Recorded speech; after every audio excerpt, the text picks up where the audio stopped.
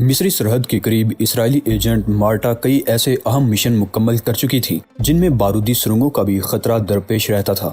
فلسطینی چھاپا ماروں کا دڑکا لگا رہتا تھا اور باجاسور کے اس صحرا میں اس کو نہ تو فلسطینی حریت پسندوں کا خطرہ تھا اور نہ ہی بارودی سرنگوں کا، لیکن وہ پھر بھی خوف زدہ تھی کیونکہ ڈرائیور کی ڈرائیونگ اسے سب سے زیادہ خطرناک لگ رہی تھی۔ مارٹا نے سر جھٹک کر ہونٹ بھینچ لیے۔ وہ اب مزید خوف کا اظہار کرنے سے بھی ڈر رہی تھی۔ میرا لاسٹ کیورنر ڈاکٹر، ڈرائیور کہتا رہا۔ اس کی توجہ اس نام نہاد سڑک پر نہیں تھی جس پر وہ جیپ دوڑا رہا تھا۔ ارضیاتی تجزیہ آپ کے لیے بہت اہم ہے نا رچرڈ، روڈ پر تو توجہ رکھو، ڈاکٹر پیٹر ڈاوسن نے چیخ کر کہا۔ میں اسپتال کے بستر پر جا کر باجامور میں پانی کے چشموں کی تلاش نہیں کر سکتا۔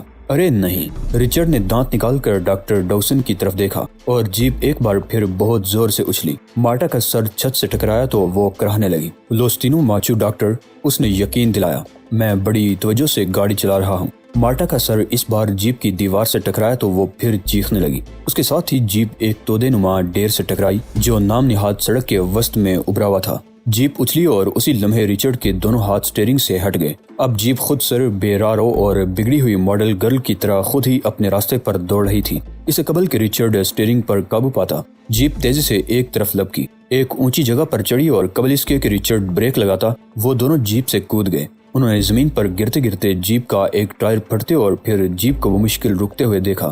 گرد و غبار کے بگولے نے انہیں چھپا لیا۔ چند لمحے بعد رچرڈ ان کے قریب کھڑا ہوا تھا۔ کمال ہے، بڑی ضدی جیپ ہے، اس نے معذرت خواہانہ انداز میں ہنستے ہوئے کہا۔ رچرڈ، پیٹر ڈاؤن نے گرج کر کہا، اگر ہم کسی بستی سے سینکڑوں میل دور نہ ہوتے تو میں تمہیں اسی وقت ملازمت سے برطرف کر کے پیدل واپسی جانے پر مجبور کر دیتا۔ مگر آپ کس بات پر ناراض ہو رہے ہیں ڈاکٹر ڈاوسن؟ رچرڈ نے کچھ نہ سمجھنے والے انداز میں کہا، ہم زندہ تو ہیں نا، زخمی بھی نہیں ہوئے اور اس جگہ سے زیادہ دور بھی نہیں جہاں آپ کو کام کرنا ہے۔ اس اعتبار سے تو ہم بہت خوش قسمت ہیں، ہے نا؟ ڈاوسن اور مارٹا نے اپنے آپ کو ٹٹول کر دیکھا اور پھر سکون کی سانس لی۔ وہ ریت پر گرنے کی وجہ سے زخمی نہیں ہوئے تھے۔ ڈاوسن نے مغرب کی طرف دیکھا اور پھر بڑے ڈرامائی انداز میں ہاتھ اٹھا کر کہا، ہم پختہ سڑک سے اب بھی 30 کلومیٹر دور ہیں اور پھر اس سڑک سے لاپاس کا فاصلہ 120 کلومیٹر ہے۔ کابو سان لوکاس کا فاصلہ اس سے نصف ہے۔ ہماری جیپ ایک تودے پر کسی بطخ کی طرح بیٹھی ہوئی ہے۔ اس کا ایک پہیہ پنکچر ہو گیا ہے، ممکن ہے کہ ایکسل بھی متاثر ہوا ہو۔ میری پیٹھ گرنے کی وجہ سے دکھ رہی ہے اور تم کہتے ہو کہ میں پریشان کیوں ہوں؟ رچرڈ اتنے طویل لیکچر پر بغلیں جھانکنے لگا۔ نے کچھ کہنا چاہا مگر ڈاکٹر ڈاوسن کی خشمگین نظروں کی تاب نہ لا کر ہڑبڑا گیا۔ میں ٹائر ابھی دیکھ لیتا ہوں ڈاکٹر، اور ایکسل کے بارے میں مجھے یقین ہے کہ زیادہ متاثر نہیں ہوا ہوگا۔ اگر تھوڑا سا مڑ بھی گیا ہے تب بھی کام چل جائے گا۔ یہ کہہ کر اس نے ہنسنے کی کوشش کی مگر ڈاکٹر ڈاوسن کی گرکی سنتے ہی جیپ کی طرف لپک گیا۔ میں بھی اس کا ہاتھ بٹانا چاہتی ہوں، مارٹا نے مسکرا کر کہا۔ وہ آہنی اعصاب کی مالک تھی، لہٰذا اس نے جلد ہی خود پر قابو پا لیا، مگر جیپ کے قریب پہنچ کر اس نے ہاتھ بٹانے کی بجائے جیپ سے تھرماس نکالا اور پھر ایک کمبل جیپ سے ذرا ہٹ کر بچھا دیا۔ تھرماس دیکھ کر ڈاوسن کی پیاس جاگ گئی۔ ایک گلاس پینے کے بعد دونوں مسکرا رہے تھے اور مارٹا اپنے بورے بالوں پر ہاتھ پھیر رہی تھی۔ اس کی سبز آنکھیں بھی مسکرا رہی تھی۔ ٹائر بدلنے کے بعد ہم غاروں میں چلیں گے ڈاکٹر۔ ہاں، کچھ پیدل چلنا پڑے گا، ڈاوسن نے پسینہ پونچھتے ہوئے جواب دیا۔ وہ اپنی چیف ریسرچ اسسٹنٹ کو بغور دیکھ رہا تھا جو اس مشن میں کسی بھی مرد سے زیادہ سود مند ثابت ہوئی تھی۔ یخ مشروب کے 2 گلاس پینے کے بعد مارٹا دلچسپ نظروں سے رچرڈ کو دیکھ رہی تھی جو اپنے ہاتھوں سے گریس اور مٹی صاف کر رہا تھا۔ ڈاوسن بھی ہنس ہنس کر باتیں کر رہا تھا۔ اسے یقین تھا کہ لنچ کے بعد وہ اپنے مشن پر پھر روانہ ہو سکیں گے۔ ڈاکٹر ڈاوسن کے لیے یہ انتہائی اہم مشن تھا، اسی باعث وہ پوری ٹیم لے کر باجا کیلیفورنیا کے علاقے میں آیا تھا۔ یہاں پانی کی تلاش اگر کامیاب ہو جائے گی تو پھر علاقے میں صنعتیں بھی قائم ہو سکیں گی اور روزگار کے مواقع بھی فراہم ہو سکیں گے۔ فی الوقت کابوسان سے باجا کیلیفورنیا صحرا تک ریت ہی ریت تھی، پانی کا نام و نشان تک نہ تھا۔ پانی کی تلاش میں زندگی اور موت کا مسئلہ تھا، لیکن یونیورسٹی آف ایریزونا کے ڈاکٹر ڈاوسن کو یقین تھا کہ وہ پانی کی دریافت میں بہت قریب تک پہنچ گیا ہے۔ اب جیپ پھر دوڑ رہی تھی لیکن رچرڈ اس بار بھی مسلسل باتیں کر رہا تھا۔ اس کی نظریں سڑک سے زیادہ ادھر ادھر تھیں۔ کچھ دیر بعد وہ ایک تنگ گھاٹی نما علاقے میں داخل ہی ہوئے تھے کہ اگلا ٹائر پھٹ گیا اور جیپ تیز رفتاری کے باعث خطرناک انداز میں ڈولنے لگی۔ تاہم رچرڈ نے اسے الٹنے نہیں دیا اور پھرتی سے کام لے کر اسے روک لیا۔ انجن کے غرانے کی آواز اور گھبراہٹ کے باعث وہ گولی چلنے کی آواز نہیں سن سکے تھے۔ زخمی گاڑی کے ارد گرد دیر تک ریت اور دھول اڑتی رہی۔ اس بار صورتحال بہت خطرناک ہو گئی تھی کیونکہ اب ان کے پاس فاضل ویل بھی نہیں تھا۔ وہ اس وقت بھی پختہ سڑک سے میلوں دور تھے۔ جبکہ ایسے صحرا میں 500 گز پیدل چلنے والے کی بھی موت واقع ہو جاتی ہے۔ اب ان کے پاس صرف ایک ہی راستہ تھا، وہ یہ کہ سب ہاتھ پر ہاتھ دھرے کسی امدادی مہم کا انتظار کریں۔ مارٹا جیپ سے اتر کر متاثر ویل کا معائنہ کرنے لگی۔ ارے وہ اچھل پڑی، ایسا لگتا ہے کہ کسی نے پہیے کو نشانہ بنا کر گولی ماری ہے۔ یہ دیکھو، اس کا لہجہ خوف زدہ تھا۔ ٹائر میں گولی کا واضح نشان موجود تھا۔ تبھی ان کے عقب میں چند افراد نہ جانے کہاں سے نمودار ہوئے۔ اگر کوئی انہیں دیکھ لیتا تو یہی کہتا کہ وہ زمین پھاڑ کر نکلے ہیں۔ یہ لوگ صحرائی ریت کی رنگت کی کیموفلاج قمیصیں، جدید جیکٹ پہنے ہوئے تھے۔ ان کے بال دراز تھے اور چہروں کے گرد پھیلے ہوئے تھے۔ ان کے سنجیدہ چہروں پر مونچھیں بھی نظر آ رہی تھی۔ وہ سب خاموش تھے۔ ڈاکو رچرڈ انہیں دیکھ کر کانپنے لگا۔ مارٹا اور ڈاوسن کی حالت بھی انہیں دیکھ کر زیادہ مختلف نہیں تھی۔ ڈاوسن نے تھوک نگلا اور بمشکل کہا، آپ حضرات کو غلط فہمی ہوئی ہے، ہم کوئی امیر آدمی نہیں، سائنسدان ہیں اور گورنر کی دعوت پر آپ لوگوں کے لیے پانی تلاش کرنے کے لیے آئے ہیں۔ اگر آپ حضرات ہمیں جانے دیں تو آپ ہی کا فائدہ ہوگا۔ ہم جانتے ہیں کہ تم کون ہو۔ یہ جملہ سلیس انگریزی میں ادا کیا گیا تھا اور ڈاوسن کو ایک بار پھر پلٹ کر دیکھنا پڑا تھا کیونکہ یہ آواز اس کی عقب سے آئی تھی۔ اپنے ہاتھوں کو سروں پر رکھ لو، اپنی جگہ سے حرکت بھی نہ کرنا۔ ریسرچ سائنٹسٹ کو مجبوراً ایسا ہی کرنا پڑا۔ حکم حاکم مرگ مفاجات سے ملتی جلتی صورتحال تھی، لیکن اس دوران میں اس نے حکم دینے والے کا بغور جائزہ ضرور لے لیا تھا۔ اسے حیرت تھی کہ اس قسم کا آدمی ایسے مستحکم لہجے میں کس طرح بات کر سکتا ہے۔ وہ ایک بے ضرر سا بلند قامت شخص تھا، لیکن اس کے ہاتھ میں روسی ساختہ AK-47 اسالٹ رائفل موجود تھی۔ اس کے بالوں کی رنگت ہلکی کالی تھی اور چہرہ ہسپانوی اور انگریزی نسلوں کے ملاپ کا مظہر تھا۔ اس کے چہرے پر صفاقی نہیں تھی، لیکن آنکھیں درندگی کی چغلی کھا رہی تھی۔ اعلیٰ حضرت، کپتان صاحب، رچرڈ مان گگیانے لگا، تمہیں دیوتاؤں کا واسطہ، میری جان بخشی کر دو۔ میں ایک چپراسی باپ کا بیٹا اور لکڑہارے دادا کا پوتا ہوں۔ میرے عوض تمہیں کوئی رقم نہیں دے گا۔ میرے پاس نہ تو رقم ہے اور نہ ہی سیاست میں دلچسپی لیتا ہوں۔ میری جان بخشی کر دو عظیم کپتان۔ کم ذات، دوغلے منافق۔ ڈاکوں کے لیڈر نے رچرڈ کے الٹا ہاتھ رسید کیا۔ میں تجھے زندہ کیوں چھوڑوں گا؟ اس بار اس نے زوردار گھونسا مارا۔ رچرڈ گھٹنوں کے بل گر کر جان بخشی کی بھیک مانگنے لگا۔ تم امریکی ہو؟ ڈاوسن نے پکڑے جانے کے صدمے سے سنبھلتے ہوئے کہا۔ میں امریکی تھا بندر، ڈاکوں کے سرگنا نے دانت پیستے ہوئے کہا۔ تم جیسے کمینوں نے مجھے میرے ملک سے نکلنے پر مجبور کیا۔ میری طرف دیکھو، میں تم جیسوں سے بہتر انگریزی بول سکتا ہوں، لیکن تم نے مجھ سے میرا ملک چوری کر دیا۔ اب وقت آ گیا ہے کہ تم لوگ اپنے اس جرم کا جرمانہ ادا کرو۔ اب حکم دینے والے ہم ہوں گے، ہم حکمرانی کریں گے، ساری طاقت عوام کے لیے، سمجھے؟ دراز کا شخص یہ کہہ کر ڈاوسن کے قریب سے گزر کر جیپ کی طرف جانے لگا۔ کئی لٹیرے مارٹا کو دیکھ کر ہونٹوں پر زبان پھیرنے لگے، تاہم باقی تمام افراد کی نظریں کلائڈ ایڈم پر مرکوز تھیں۔ یہی اس لٹیرے کا نام تھا۔ رچرڈ نے نظر انداز کیے جانے کے بعد ایک بار پھر اپنا کھیل شروع کرنے کا فیصلہ کیا۔ ڈاکٹر ڈاوسن نے کنکھیوں سے نوجوان ڈرائیور کو غیر محسوس طور پر ٹیلے کی طرف بڑھتے ہوئے دیکھا۔ شاید وہ ٹیلے کے دوسری طرف جاڑیوں میں پناہ لینا چاہتا تھا۔ ڈاوسن نے یہ سوچا کہ شاید رچرڈ کے فرار سے انہیں بھی بچنے میں مدد مل سکے۔ اس نے اپنا کھیل شروع کر دیا، جس کا مقصد رچرڈ کو فرار میں مدد دینے کے لیے تمام توجہ اپنی جانب مبذول کرانا تھا۔ تمہاری انگریزی واقعی بہت شستہ اور سلیس ہے نوجوان، ڈاوسن نے کلائڈ ایڈم سے کہا، لیکن تمہارے تمام الزامات بے بنیاد اور لغو ہیں۔ اس وقت تک رچرڈ ٹیلے کے قریب پہنچ چکا تھا۔ تم جو کوئی بھی ہو، اگر امریکہ ہی میں رہتے تو زیادہ بہتر تھا۔ میرا خیال ہے کہ تم ایک اچھے سیاستدان ضرور بن جاتے۔ پل بھر کی اس جرات کا جواب کلائڈ کے تھپڑ کی شکل میں تھا۔ میں کلائڈ ایڈم ہوں اور تم آگے چل کر میرے بارے میں بہت کچھ سنو گے۔ تھپڑ کھانے کے باوجود ڈاوسن نے رچرڈ کو موقع دینے کی جدوجہد ترک نہ کی۔ اس تھپڑ کے باوجود میں اپنے نظریے سے منحرف نہیں ہوں کلائڈ ایڈم، ڈاوسن نے کہا۔ تم ڈاکو کی بجائے سیاستدان ہوتے تو بہتر تھا۔ ڈاکو کی سربراہی تمہیں زیب نہیں دیتی۔ دیکھو، تم نے ایک بے ضرر سے ریسرچ سائنسدان کو یرغمال بنا لیا ہے۔ اس کی اسسٹنٹ بھی تمہارے لیے سود مند ثابت نہیں ہوگی۔ ہمارے پاس نہ تو اسلحہ ہے اور نہ ہی رقم۔ ہمارے عوض کوئی بھی تعاون ادا کرنے پر تیار نہیں ہوگا۔ رچرڈ اب یقیناً جاڑیوں میں جا چھپا تھا۔ کلائڈ چند لمحوں تک اپنے قیدی کو گھورتا رہا اور پھر اس کے ہونٹ حقارت آمیز مسکراہٹ پیدا کرنے کے لیے پھیل گئے۔ اس نے تھوک کر ہاتھ کی پشت سے منہ پونچھنے کے بعد کہا، آج کے دور میں تاوان کی شکل کرنسی ہی نہیں ہوتی۔ ویسے میں اس گروہ کا سربراہ نہیں ہوں، صرف سیکنڈ ان کمان ہوں۔ ہم البیرن ڈی بارنیکا کی فوج ہیں اور ہم جدوجہد آزادی آہا ہو۔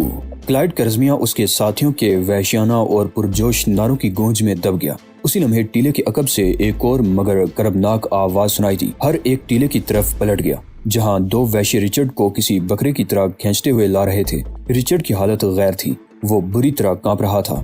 رحم، رحم، مجھ پر رحم کرو میرے آقا۔ رچرڈ بری طرح چیخ رہا تھا، اس کی آنکھوں سے موٹے موٹے آنسو گر رہے تھے۔ میں نے اسے فرار ہوتے ہوئے پکڑا تو اس نے مجھے اس چاقو سے زخمی کر دیا چانگو۔ ایک ڈاکو نے چاقو کھانے کے بعد اپنا زخم بھی دکھایا۔ غدار، کم ذات خبیث۔ کلائڈ ایڈم کا چہرہ غصے سے کالا ہو گیا۔ میں تجھ پر ضرور رحم کروں گا۔ تم نے البیرن کی فوج کی قید سے فرار ہونے کی کوشش کی اور تم نے آزادی کے ایک مجاہد کو زخمی بھی کر دیا۔ اس جرم کی سزا بہت عبرتناک ہے۔ یہ کہہ کر وہ اپنے ساتھیوں کی طرف پلٹا۔ اس کے چہرے پر اب درندگی تھی۔ ایسا لگ رہا تھا جیسے درندگی آنکھوں سے اتر کر چہرے پر آ گئی ہو۔ لوگوں، یہ ہم وطن مگر غدار یہ سمجھتا ہے کہ چاقو بہت اچھی چیز ہے، لہٰذا اس نے چاقو ہی سے ہمارے ایک ساتھی کو زخمی کیا۔ کیا تم لوگ چاقو مہارت سے استعمال کر سکتے ہو؟ یہ کہہ کر اس نے ہسپانوی میں چلا کر کچھ کہا۔